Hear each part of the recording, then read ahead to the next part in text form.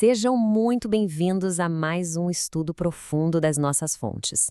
Hoje a gente vai mergulhar de cabeça num tema fascinante, o projeto estrutural, ou seja, o passo a passo exato para vivenciar um renascimento espiritual constante.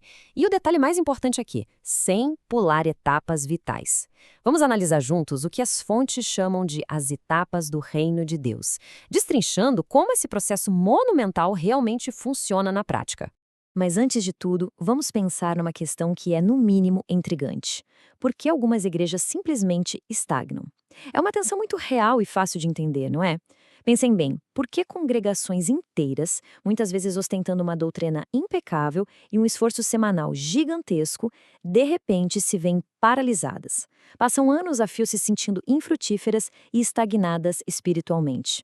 Bom, o material que estamos analisando tem uma resposta bem clara para isso. E para entender isso ao fundo, o nosso roteiro de hoje vai seguir uma jornada sequencial. A gente vai passar pelo problema da estagnação espiritual e aí entrar nas 4 etapas cruciais dessa jornada: o quebrantamento, a reforma, o avivamento e o despertamento, até finalmente culminar no que é chamado de a visitação e o mover. Então, vamos começar pelo ponto 1, o problema da estagnação espiritual. O que salta aos olhos logo de cara na leitura do nosso material-fonte é aquele nosso velho desejo moderno de querer atalhos para tudo. A gente tem essa pressa de ir direto para a manifestação de poder, para a parte visível e grandiosa da coisa, só que tem um problema sério aí.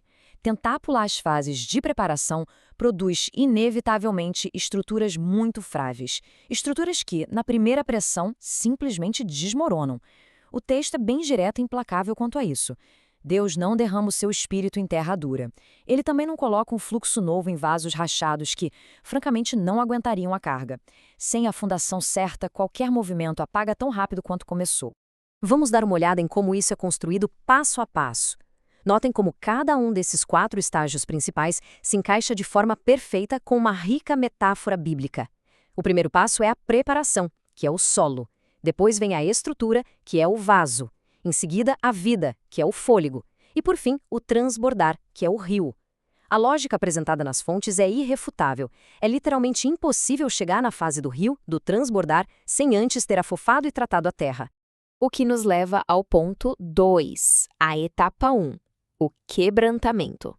Aqui a gente esbarra num termo fascinante, a palavra hebraica shuv. E o que isso significa? Significa retornar, fazer um realinhamento espiritual profundo e basicamente mudar completamente de direção. Essa primeira etapa é totalmente focada em preparar o solo do coração, tirando aquelas pedras imensas de orgulho. E um detalhe incrível que os textos trazem é a ideia de um campo de pouso, referenciando uma técnica agrícola antiga. Pensem que uma terra que foi exausta precisa de um período de descanso rigoroso. É super contraintuitivo para a nossa natureza humana simplesmente parar, não fazer nada, e deixar a terra recuperar a fertilidade e a estrutura física, dispensável antes de receber qualquer semente nova. Agora, o que é de fato contundente nessa análise é o contraste que o material faz entre o arrependimento humano e o verdadeiro quebrantamento espiritual. O esforço humano costuma ser movido por um remorso passageiro, por emoções temporárias de um evento ou só força de vontade própria. Já o quebrantamento genuíno não é forçado de jeito nenhum. Ele é operado pelo Espírito Santo e causa um realinhamento total. E o mais interessante, muitas vezes sem precisar de uma única palavra de acusação. O texto traz Aqueu como exemplo perfeito disso.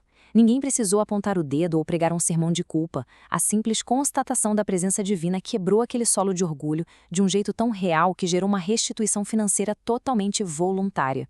Seguindo em frente, chegamos à etapa 2, a reforma.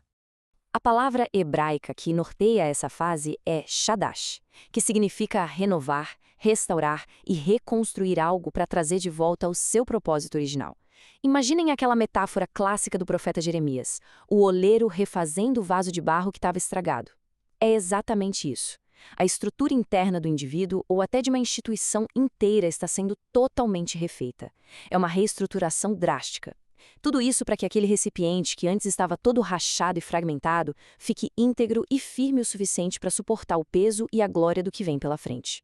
E olha, para reconstruir e forjar esse vaso de verdade, a reforma não aceita atalhos. Ela exige passos bem específicos, corrigir doutrinas que saíram dos trilhos, moldar o caráter na prática e reparar a estrutura mental. E aqui a gente precisa dar um destaque enorme para uma ênfase que as fontes trazem com muita sensibilidade: a cura de traumas psicológicos profundos. Traumas bloqueiam a memória e sugam uma energia gigantesca no nosso inconsciente. Eles criam verdadeiras bolhas invisíveis de dor que simplesmente paralisam qualquer avanço.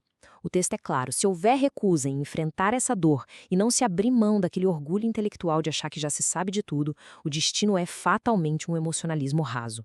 Sem a cura, o vaso continua frágil e qualquer aparente avanço vira só uma agitação que passa rápido. O que nos leva à tão aguardada etapa 3, o avivamento. O alicerce dessa etapa toda está na palavra hebraica shaya, significa viver, ser vivificado de uma maneira drástica. E o principal, experimentar uma vida contínua, uma vida real.